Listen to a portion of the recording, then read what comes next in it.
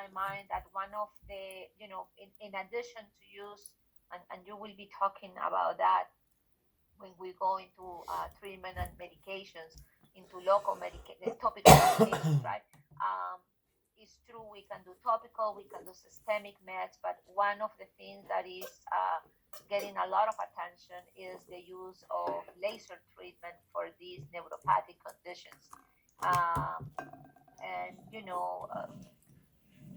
I think we have to be critical about it, since one patient that result we get very excited, but really, what is the evidence level?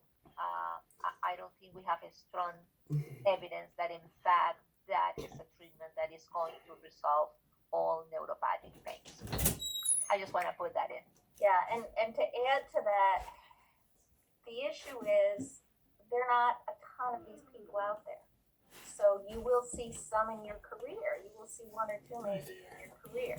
And Dr. Gonzalez and I have seen many more of that, but that's still not a ton of people.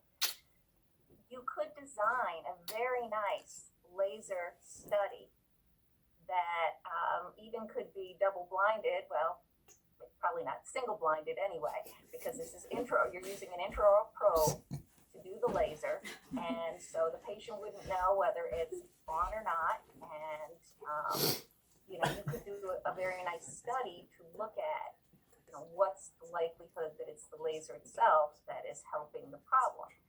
But if you don't have a high enough patient population, it will take you your entire career to recruit for the study. So that's, the evidence is not there, partly because the phenomenon doesn't occur frequently enough to be readily tested.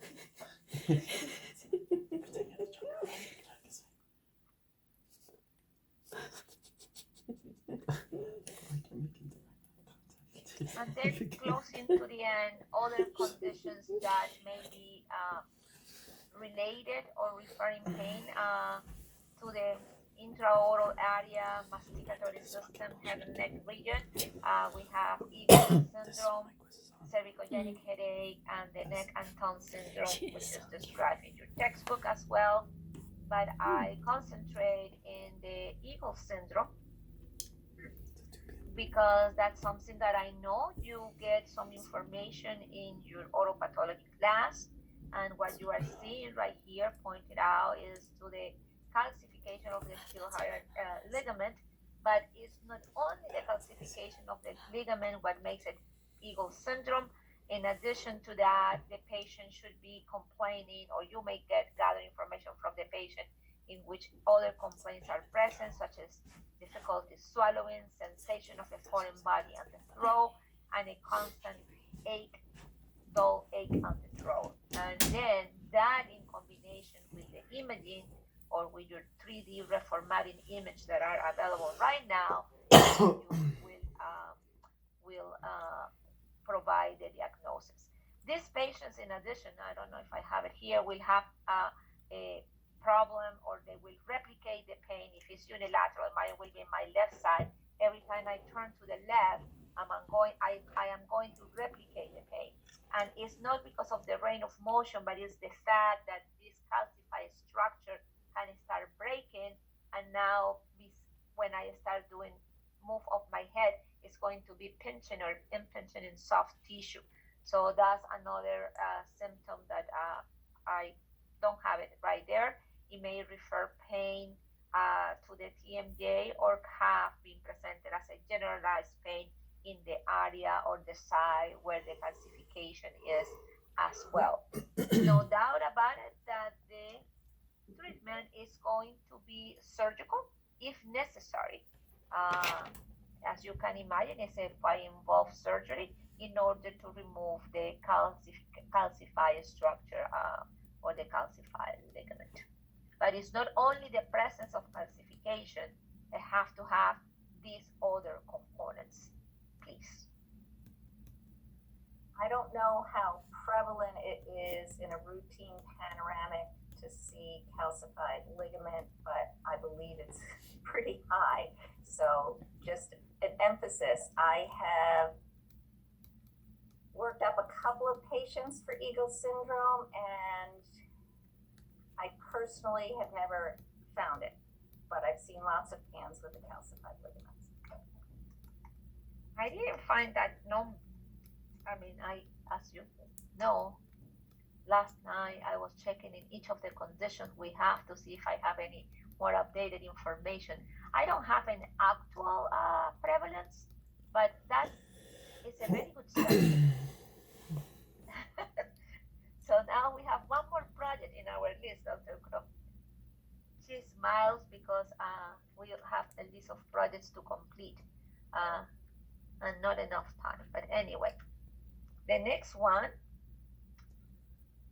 things that you have to be aware. We already talked about temporal arteritis, but then will be ear infection, sinus infection.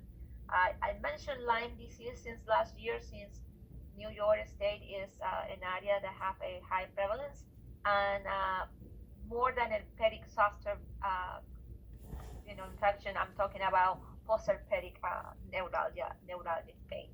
So ear infection is, you can read, it's very common. It's most common in younger individuals than in elderly individuals.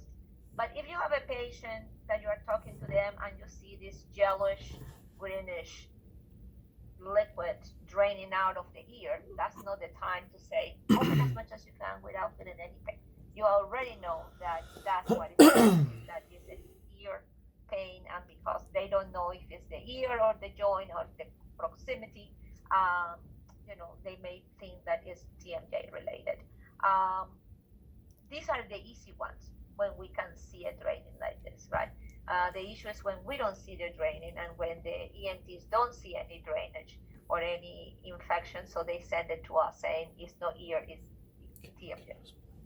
But anyway, position is going to be a key factor here in terms of, does your pain gets better when you lay down, we talk about this, about the daily love and all the stuff, how by going in an horizontal position is going to increase the pressure in your staph tube, and especially in younger patients, therefore that will replicate or make the ear pain worse. If you think it's otitis media, your patient may be describing fever, plugging, loss of hearing in that side, drainage, difficulty sleeping because of the position actually, loss of balance if it goes to the inner ear, so something to keep in mind that it will not be TMJ. Sinus pain or sinusitis, very common in Buffalo. You want to rule out that is not other type of primary headaches. Is going to be very well localized. My pain is here, my pain is here, my pain is here, right? To the sinuses, and definitely position of the head going down and moving your head down is going to replicate the location and may make the pain worse. They may have as well some kind of fullness, nasal stuffness, post-nasal drip. That will be the patient that doing like this, right? Like trying to swallow the stuff that is draining in their throat. And if you palpate the area, you will replicate it right in the sinuses region. But ask them to move the head down and you will see. In terms of Lyme disease, be aware because New York State is an area that is endemic for it. That is our beautiful state, and those are the ticks. Know that beautiful, and these ticks they can cause, in addition to flu signs, symptoms, and headaches and fatigue and body aches, they actually can cause neurological problems and joint pains, and the TMJ is not out of that. I don't think we will be treating Lyme disease related, but if that's what we suspect, we should collaborate with the physicians. Notice that a part of the neurological symptoms or manifestation that you can see is nerve pain, neuropathic type pain, or even facial palsy due to the bite of the tick. So every time you go in the field, be sure you use the hat and that you check your clothes and your body to see if you have this kind of target figure behaviors, I guess, that occur after the bite of the tick. And here, just to represent to you the medications, but I don't think we will be the primary individuals treating Lyme disease. Actually, one of our colleagues from New Jersey have a series of publications of Lyme disease outcomes in the TFJ. So just to emphasize that too, the issue with getting the tick bite, not all ticks carry the Lyme disease, but it's a very short course of antibiotic if you get bitten by the tick, versus if you get bitten by the tick and you don't realize it and you don't get treated. That's when these late stages occur, and even with antibiotics, the patients usually have residual problems. So, and it can be disabling. So it is important to really try to catch this early if you suspect it. And the bullet target lesions that were shown, that's classic, but it's not the only kind of rash you can get from a tick bite. You can get a generalized erythema. So you just have to be attuned to it. It is in the area. My sister-in-law had Lyme, my husband had Lyme, so they caught it early, got treated, but it's something to be aware of.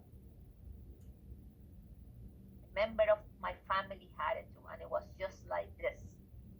And when I saw it, I was like, Lyme. So yeah, all the antibiotics and everything. That's what I don't camp anymore. Too old for that. But anyway, it's very frequent. I was surprised with the number of cases in New York State, and this is from 2018. It's a significant number. But yeah, you are correct, Dr. Crow. You are correct. And then, as you know, zosters can happen in any part of the body, including the trigeminal component. And when you see it, it's very, it's boom. I know it's zoster. It's unilateral. It finds a nerve tract. It's a constant, intense pain. It's following the affected nerve. It feels burning, shooting, electrical, everything. I have seen several patients with this condition. And when you see the herpetic lesions, so it's the rashes, it looks like a bunches of grapes, right? Like a bunches of grapes. So it's very characteristic. So at this stage, I don't think we have any problem saying, okay, that's an herpetic condition or that's herpes zoster. The problem is when this heals and the patient comes to tell you that they still manifesting the pain and you don't see any of the lesions because it will heal. And that's the post-herpetic neuralgia, which I was trying to describe here, which is really what is relevant in Interferop. And they are both important, but it's going to be critical for the differential diagnosis, because unless you ask the individual if they have a history of zoster, for some reason they don't like to say herpes zoster, they don't say zoster or shingles. That's a most common word the patients will use. Then you can put two and two together and say, oh, you are having post-herpetic neuralgia, right? These days is something that can be avoided. As you know, there is a vaccine for zoster, and patients 50 and older are highly encouraged to have the zoster vaccine to avoid having the zosters. So in summary, I'm rushing because I have less than a minute. In summary, when do we look for medical help? Well, if the headache is severe enough or associated to a stiff neck. Doc, I have the horrible headache. I cannot move my neck. Don't ask for range of motion. Don't ask to open your mouth. You want to be sure that that's what will be that, John, very quick. What will be a condition the patient said, I have the horrible headache. It's funny, I feel like I have a cold because I have fever and I cannot move my neck. Pedro. I'm not sure. Maybe Eagle syndrome if it's. No, eagle cannot swallow, sensation of a foreign body, no fever. Pedro? Isn't that the one with the Lyme disease? With the tick? Nope. I have this horrible headache. I cannot move my head. And I have this horrible fever. Horrible fever. Actually, we are talking about encephalitis. I didn't mention among the one that I said, but you have to keep on in mind. It was in the first slide, talking about any infections going on. If the headache comes suddenly, without any prior history, remember you are going to be trying to think about your intracranial conditions. Headache is different than any previous one that is linked to the prior one, when the headache comes suddenly and is different than any headache before. If it's with a sensory loss, slurred speech, blurred vision, numbness, memory loss, trouble walking, when the headache is waking up the patient from sleep, that is your cluster right there. After any trauma, when it's associated with loss or alteration of consciousness, that will be all the reasons to look for medical help. Dr. Crow, Gonzalez. give me just 1 second, Said. Considering that I reached the time, I think I would like them to read the cases in their own, and we can start with the cases next week. How do you feel about that, Dr. Crow? It's 11:38 according to my clock. So you have 10 more minutes. I have 10 more minutes. But there was a question. Yes, Said has a question. Annalise has a question in the chat too. Oh, yeah, I cannot see the chat. I'm sorry. Go ahead. Can I ask, or are you going to? Ahead. Okay, thank you. Yeah, I was just saying, you mentioned for these symptoms that it could be one of the diagnosis could be encephalitis. Could a differential also be like meningitis? Like, meninges have like the same stiff neck and, blurred vision. Yes. So it's one of the. Yes, you are correct. Okay. All right. Just wanted to. Feels good to be correct, doesn't it? So I'll read out Annalise's question. Did you say that we as dentists will make the trigeminal neuralgia diagnosis and can also prescribe for it? Or do we refer to a neurologist for our best diagnosis to prescribe? So you can have it as the highest point on your differential diagnosis, but you do have to send the patient, and I recommend to a neurologist, you do have to send the patient to a neurologist so that they can do the imaging to make sure there isn't something that is causing the trigeminal neuralgia. Remember, this could be a compression, so it could be a tumor, and you don't want to be treating somebody with pills when it's a tumor. So yes, you can be pretty sure that that's the diagnosis, but I never say that to the physician. I say, I think my patient might have trigeminal neuralgia because I saw her have the attack in the chair. So, I always phrase it that way. And you may need to call the primary first, because if the patient doesn't have a neurologist, it can take a while to get them in, versus if they go to their primary, they can usually get them in pretty quickly.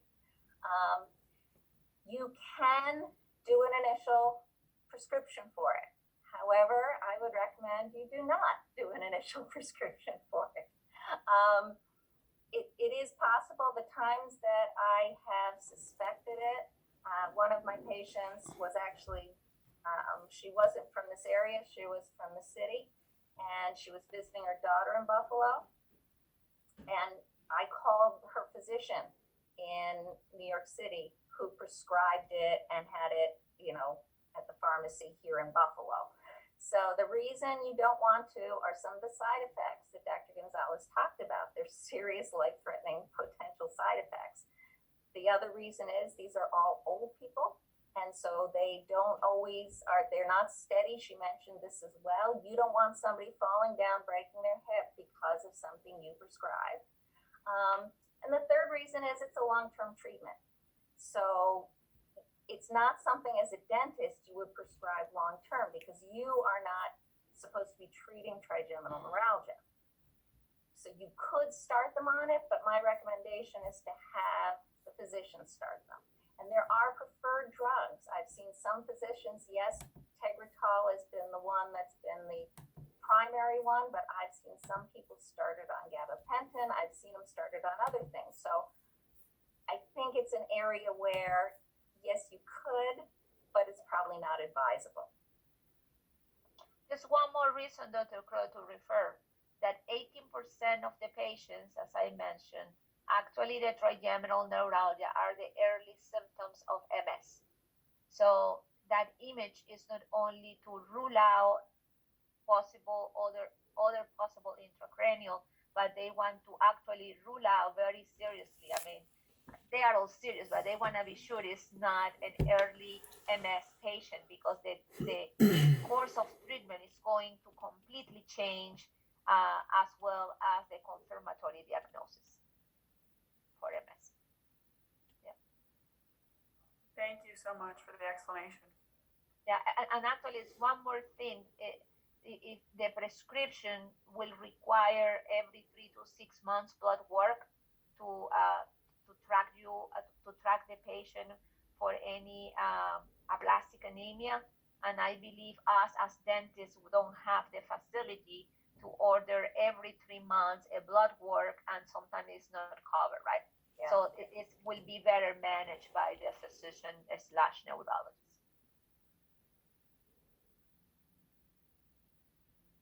There was any other question in the? No, I don't see anything else. I want to ask a question if we have some time. Absolutely, go for it. Hi, my name is Andrei. Yes, I have a question. welcome. For example, for trigeminal neuralgia, if we have a patient within our chair and the patient has an attack, I know the attack can be up to 2 minutes, which is like excruciating pain. Is there anything we can do for the patient at that time? Like, can we stop the attack somehow? No, not that I'm aware of. So we just have to kind of like wait until attack will stop by So itself. they will tighten up because it hurts, that's what you do. And so obviously you don't want to be in the mouth. Think of trigeminal neuralgia. The reason the anticonvulsants work is they calm down the nerves that are causing the pain. So almost the same sorts of things you would do if you had somebody have a seizure in your chair. You want to move out of the mouth for them and wait for them to recover.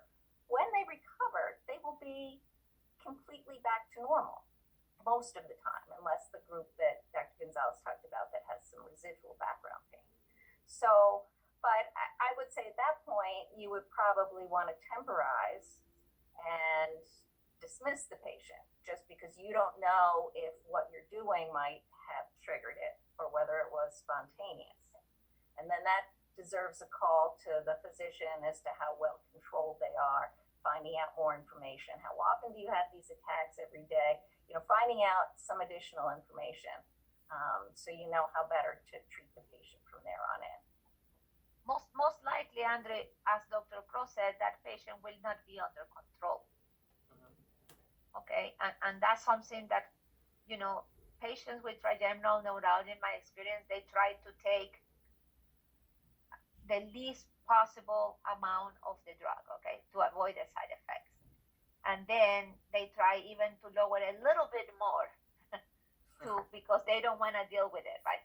So it's when they are not compliant to the dose that actually you will see that trigger your dental chair. But when they are having that pain, you cannot touch it. I mean, I will say that. And when they are not in treatment, I forgot to say that. Those are the patients that if you said, let me see, and they don't let you touch them. They don't want you near to the face because they know that any minor touch is going to trigger the pain. Yeah, but usually trigeminal neuralgia has like refractory period, right? If the pain triggers, we cannot trigger again right away after that. Yeah, you can trigger again after what? Through the diagnostic process, I used to describe this. The patient comes, so you open the mouth and you see they haven't brushed because that triggers the pain. So what's the first thing you do? You take the air syringe, air and water at the same time, and try to clean. That triggers the pain. Then you take your perioprobe because you want to be sure it's not endo, and you go 1, 2, 3, 1, 2, 3, 1, 2, 3. That triggers the pain. Then you take your explorer, that triggers the pain. And then because you haven't found anything, you go and take a X-ray and you say bite very hard and don't breathe, don't move. And when they are biting on the X-ray, parallel thing, that triggers the pain. So yeah, you can trigger the pain over and over if it's not under control. I don't know if I answered your question really well. So then I have another question, clinical question. For example, for odontogenic pain, if we are not sure about if it's like odontogenic pain or neuropathic pain, would you suggest to do a diagnostic block and see if the pain went away?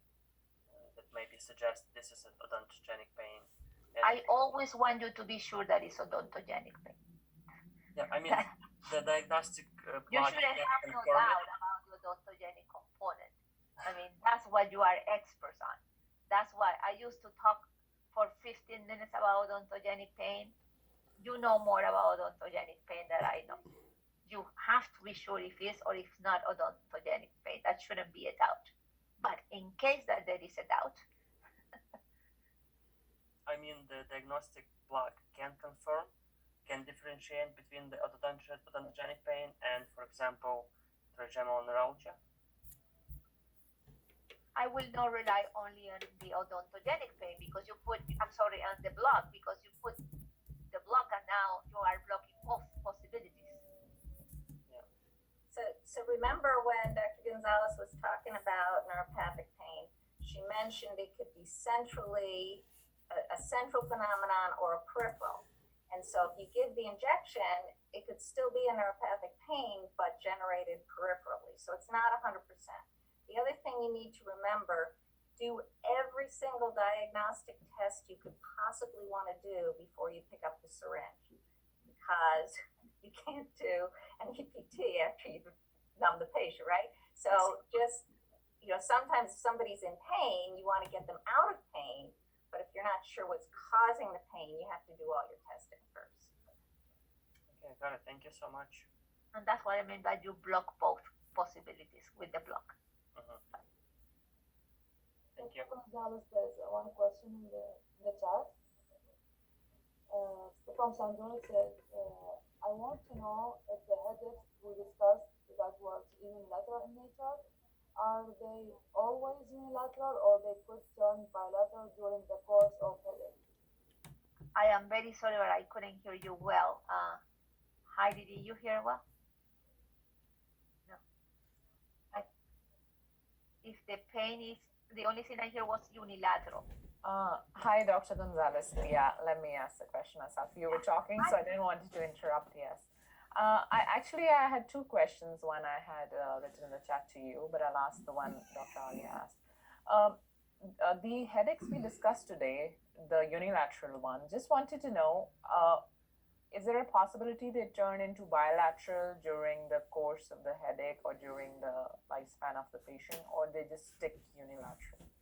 So I have to go one at a time. So I imagine you are talking about